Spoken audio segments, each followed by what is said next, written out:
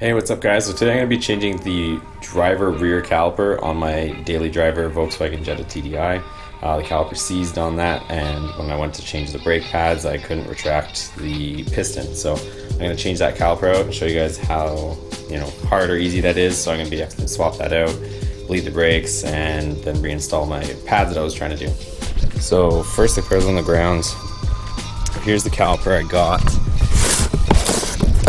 Just one from AutoZone, Duralast, lifetime warranty, nothing special, but basically they don't give you the bracket or anything, they just give you the caliper bare bones. So here it is, looks good enough for me, and then they're just going to take my core. It ended up being about $75 with a $25 discount, but these things are pricey, they're like over $200 in most places, and then I managed to get it from AutoZone for about, like I said, about $75. It retails for about $100, so.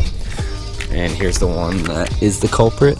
That one there, it's basically seized. So let's go ahead and pop this wheel off and get started.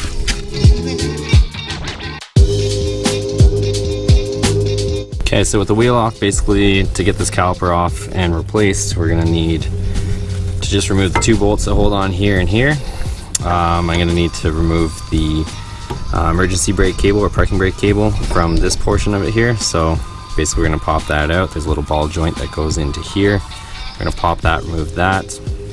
There's a speed clip here that needs to be removed.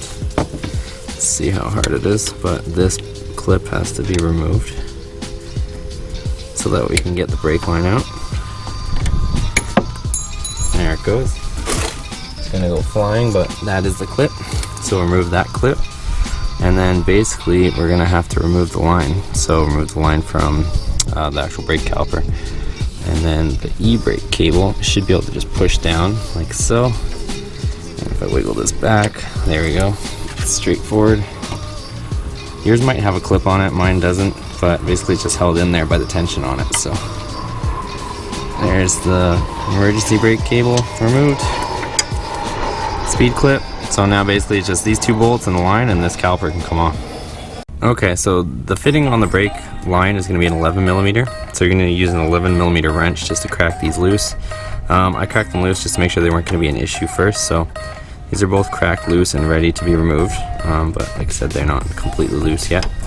So those are those two, and then on the back you're going to have two 13mm bolts. Sometimes on your caliper you might have this portion here that doesn't lock to the actual caliper, so back here there's a 15mm to be able to counter hold this so that you can actually remove this. Otherwise, if you just turn this, the pin's just going to spin. So remove these two bolts, and then this caliper should be ready to come off.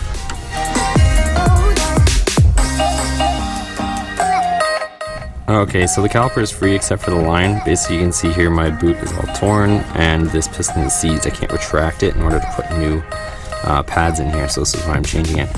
So right before I actually break the line loose, I'm going to go ahead and change my pads to my new pads. I got some new Ray-Bestis pads I'm going to put in here. So I'm going to get this all prepped so that I can just sit the new caliper here and then swap over the line really quickly.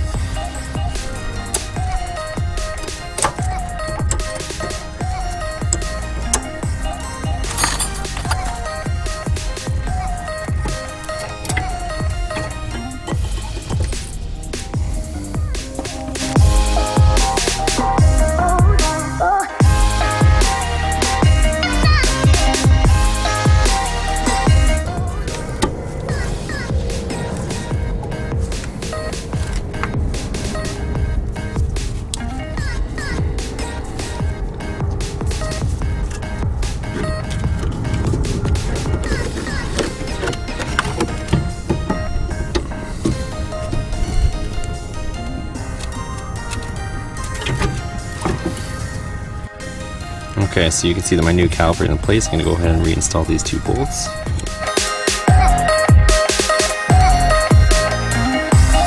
Okay, now we can go ahead and reinstall our emergency brake cable, or parking brake cable.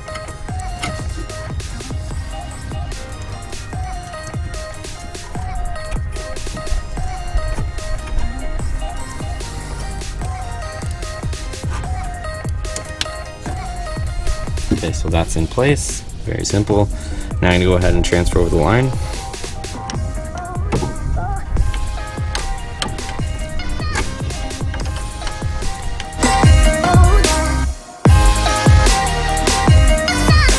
Okay, next, it's not a requirement, but basically brake fluid eats paint, so I'm going to go ahead and rinse this off with a bit of brake clean.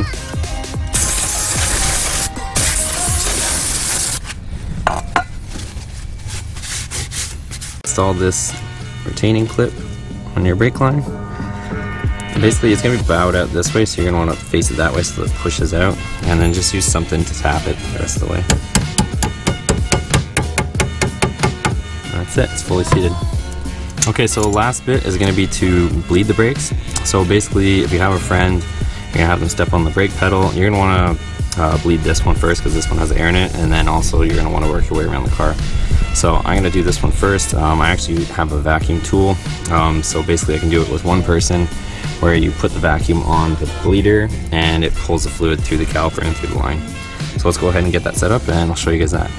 Okay, so this is what a brake bleeder pump or vacuum consists of. It's basically a pump, and then you're going to have a line that goes to a reservoir, and then this line coming off the reservoir is going to go onto the nipple to bleed the brakes. So basically there's different attachments too. So you're going to get an assortment of attachments, and you're going to find the one that fits best and attaches to here. Once you do that, basically you open the bleeder valve and you let it suck out the fluid through the line and through the caliper. So let's go ahead and get that all attached. Okay, so basically you're going to get a vacuum going on your kit here, and you're going to crack this loose and let it suck out the fluid. Or the air in this case for the first little bit. Alright, so everything's finished, brake line's on tight, all the bolts hardware are tight as well, and we have bled the brakes, and the bleeding nipple there is tight. So we can go ahead and put the wheel on, and we're done.